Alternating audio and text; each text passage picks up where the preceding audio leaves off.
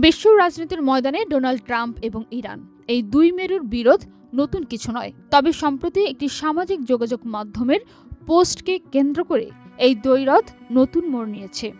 মার্কিন president Donald Trump যখন ইরানি ৮ নারীর জীবন বাঁচানোর জন্য দয়া প্রদর্শনে আহ্বান জানালেন, ইরান সেই দাবিকে ভুয়া খবর বলে উড়িয়ে দিয়েছে। আল জাজিরার বরাতে উঠে আসা এই খবরটি এখন আন্তর্জাতিক মহলে আলোচনায় পরিণত হয়েছে।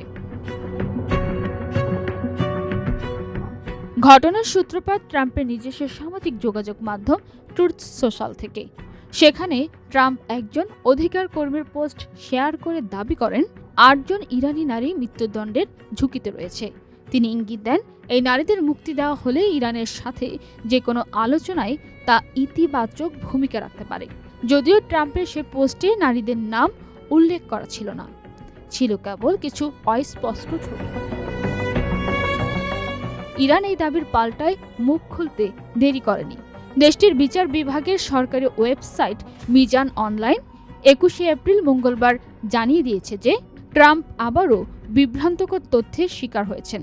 তাদের দাবি অনুযায়ী ইউরোপিয়ান প্রযুক্তিতে তৈরি এলিগেন্ট ডিজাইন ও অত্যাধুনিক ফিচার সমৃদ্ধ ওয়ালটন লিফট নিশ্চিত করে সর্বোচ্চ নিরাপত্তা। ট্রাম্প যে নারীদের কথা বলছেন তাদের মধ্যে কয়েকজন ইতিমধ্যেই কারামুক্ত হয়েছেন। বাকিরা বিভিন্ন আইনি প্রক্রিয়ার মধ্য দিয়ে গেলেও তাদের বিরুদ্ধে আনা অভিযোগের সর্বোচ্চ শাস্তি কেবল কারাদণ্ড হতে পারে, মৃত্যুদণ্ড নয়। ইরান কর্তৃপক্ষের ভাষায় ট্রাম্পের এই আহ্বান বাস্তবতা বিবর্জিত এবং রাজনৈতিক স্টান্ট, যেখানে তথ্যের সত্যতা যাচাই না করেই তিনি বিশ্বজুড়ে বিভ্রান্ত ছড়াচ্ছেন। অন্যদিকে ট্রাম্পের সমর্থকরা বিষয়টিকে দেখছেন মানবাধিকার রক্ষায় এক সাহসী পদক্ষেপ হিসেবে। সত্য আর মিথ্যার এই দোলাচলে ৮ নারীর ভাগ্য এখন কোন দিকে তা নিয়ে ধোঁয়াশা রয়ে গেছে। তবে এই ঘটনাটি আবারও প্রমাণ করল যে বর্তমান যুগে সামাজিক যোগাযোগ মাধ্যমের একটি পোস্ট কিভাবে দুই দেশের কূটনৈতিক সম্পর্কে নতুন করে আগুনের ফুলকি ছড়াতে পারে।